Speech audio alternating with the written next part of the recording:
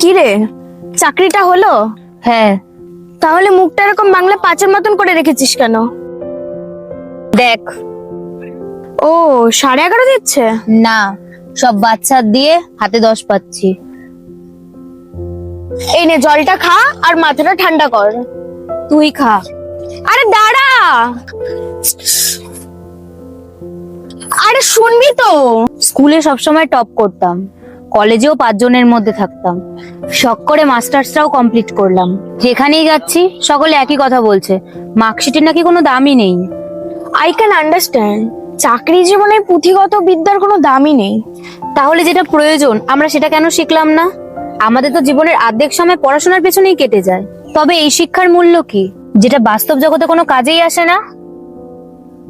আরে আবার কোথায় আছিস? দাঁড়া। আরে দাঁড়া বাবা, এত তাড়াতাড়ি হাঁটিস কেন? জানিস তো, মধ্যবিত্ত পরিবারের মেয়ে হয়েও একদিন ভেবেছিলাম সচ্ছলতায় জীবন কাটাবো, আর সেই অনুযায়ী পরিশ্রমও করেছিলাম। আচ্ছা, এমন শিক্ষার দাম কি বলতো, যা আমাদের ভাত জোগাতে পারে না? শোন, আর মন খারাপ করিস না। আমাদের মতন মিডল ক্লাস ফ্যামিলিদের এটাই জীবন।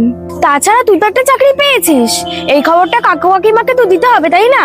দেখ, সন্ধ্যা হয়ে এসছে, চল তাড়াতাড়ি চল বাড়িতে, নাহলে আবার বাড়িতে কাকু কাকিমা টেনশন করবে, তাই না?